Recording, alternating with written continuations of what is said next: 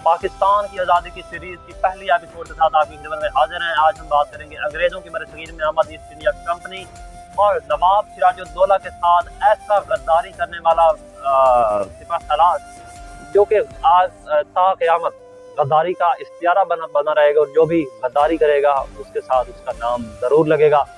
यानी कि हम बात करेंगे जंग पलासी की। चलते हैं, बात करते हैं। 1600 के अंदर मलका एलिज़ाबेथ अव्वल ने 1600 के अंदर एक कंपनी की मंजूरी दी जाती है, जिसका मकसद जनूबी एशिया यानी कि बरे सगीर पाक हिंद में तिजारती मकासद को हासिल करना, बरे सगीर के साथ मुगलिया सल्तनत के साथ यानी कि हिंदुस्तान के साथ तिजारती मकासद और तिजारत करना। सबसे पहले 1608 के अंदर ये कंपनी के जहाज़ जो कि सूरत बंदरगाह पर आते हैं कि गोदी के ऊपर ये खड़े होते हैं। शहनशाह जहांगीर, जिसे कि आप जानते होंगे कि जंजीर खींची जाती थी, उसको दिया जाता था, इंसाफ दिया जाता था। शहनशाह जहांगीर के दौर में इस जो वक्त था वो खिदमत में हाजिर होता है। बादशाह मलका बरतानिया का जो खत है वो तिजारती मकासद के लिए कुछ शराइत के ऊपर तिजारत की इजाज़त हासिल कर ली जाती है 1608 के अंदर। सबसे पहले 1615 के अंदर पहली फैक्ट्री सूरत के अंदर कायम की जाती है इस कंपनी की, जिसका नाम ईस्ट इंडिया कंपनी रखा जाता है। और आहिस्ता आहिस्ता ये कंपनी अपने मराकज़ को तोसीह देना शुरू करती है। बम्बई, मद्रास और कोलकाता के अंदर ये इसके मराकज़ ये खोलती है। ये कंपनी आहिस्ता आहिस्ता ना सिर्फ बरे सगीर की सियासत के अंदर किरदार अदा करती है, बल्कि अपने जो तिजारती मकासद है उसके लिए अपनी फ़ौजी क़ुव्वत को भी आहिस्ता आहिस्ता मजबूत करती जाती है, फैलाती जाती है, किले बनाती है अपनी सिक्योरिटी के लिए, अपनी तिजारती जो मकासद है उनको हासिल करने के लिए।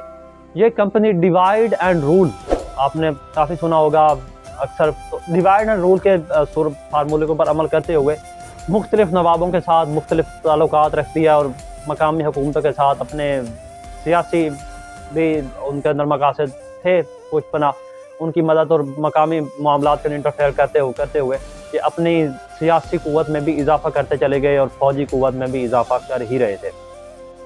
तो यूँ इसका आगाज़ होता है शहनशाह जहांगीर के अंदर की सल्तनत के दौर के अंदर, और ये कंपनी बरे सगीर के अंदर आहिस्ता आहिस्ता अपनी मजबूती और अपने मकासद की तरफ गामजन रहती है। जो इसका जो आना मकसद था वो कपास, रेशम और मसाला जात को बरे सगीर से एक्सपोर्ट करके लेके जाना था बरतानिया के अंदर।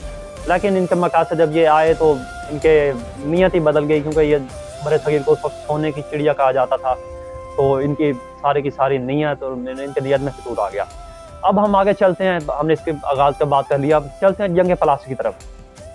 लेकिन उस वक्त बंगाल जो कि था हिंदुस्तान का अमीर तरीन सूबा था, अमीर तरीन इलाका था। इसके नवाब थे नवाब सिराजुद्दौला। इस एरिया के अंदर ये कंपनी चाहती थी कि इन्हें कुछ मराहत मिले, इन्हें तिजारत करने दी जाए, लेकिन नवाब सिराजुद्दौला इसके आगे चट्टान की सूरत में खड़े थे, उनके साथ इन्हें रियायत नहीं दे रहे थे, इनको इजाज़त नहीं दे रहे थे, क्योंकि जो उस रियासत के नवाब सिराजुद्दौला की बंगाल के किसान थे वो इस सराफ़ एहतजाज थे इस कंपनी के ख़िलाफ़। तो यानी कि जैसे भी था नवाब को इस कंपनी के ख़िलाफ़ सख्त रवैया इख्तियार करना पड़ा। ये जंग 1757 के अंदर पलासी एक जगह का नाम है, वहाँ पे लड़ी गई, जिसकी वजह से तारीख़ में इस जंग को आज भी जंग पलासी की सूरत की नाम से याद रखा जाता है। ये आज भी मगरबी बंगाल भारत के अंदर जंग वाक़या है, और इस जंग के अंदर नवाब सिराजुद्दौला को शिकस्त का सामना करना पड़ा था। ईस्ट इंडिया कंपनी इस जंग के अंदर कामयाब हुई थी जंग पलासी के अंदर। क्यों? क्योंकि नवाब सिराजुद्दौला के एक गद्दार, एक सिपहसालार, एक हिस्से के कमांडर ने अपनी फ़ौज को हरकत में नहीं लाया था। वो ऐसा कहा जाए कि बिक गया था अपनी कौम के साथ, उसने गद्दारी की थी। मीर जाफ़र, आप जानते हैं कि जिसको भी गद्दारी के लक़ब से नवाजना हो हम उसे मीर जाफ़र या मीर सादिक कह देते हैं। हम आगे चल के बात करेंगे, आपको हिस्ट्री की प्लेलिस्ट में मिल जाएगी मीर जाफ़र और मीर सादिक की मुकम्मल स्टोरी। तो मीर जाफ़र ने गद्दारी की, जिसकी वजह से नवाब सिराजुद्दौला को शिकस्त का सामना करना पड़ा, और यूँ बंगाल के ऊपर ईस्ट इंडिया कंपनी का कब्ज़ा हो गया। बाद में ईस्ट इंडिया कंपनी ने एक कठपुतली, इसी शख्स को, मीर जाफ़र को, जिसने गद्दारी की थी, नवाब बनाया। नवाब तो बना, लेकिन ये इसकी हुकूमत चल नहीं सकी, और बिलाखिर ये एक अपने खालिक हकीकी से जा मिला, जिसके ज़्यादा हम कुछ नहीं कह सकते। इसकी स्टोरी में आपको दिखाएंगे कि इसकी मौत कैसे हुई और इसका दौर कैसा था। तो जंग के बाद नवाब सिराजुद्दौला फरार हो गए। जब शिकस्त हुई तो उसके बाद नवाब सिराजुद्दौला को पकड़ लिया गया, गिरफ्तार कर दिया गया और उन्हें कत्ल कर दिया गया। ये थी नाज़रीन पहली किस्त। और माजरत चाहूँगा लेट के लिए 25 अगस्त का टाइम दिया गया था, फिर मैंने पोल करवाया। हालांकि मैं आज कंफर्टेबल नहीं था आज की वीडियो बनाने के लिए, लेकिन आप जो पोल था उसके अंदर 28 अगस्त का कहा जा रहा था, तो मजबूरी में मुझे आज ये वीडियो बनानी पड़ी है।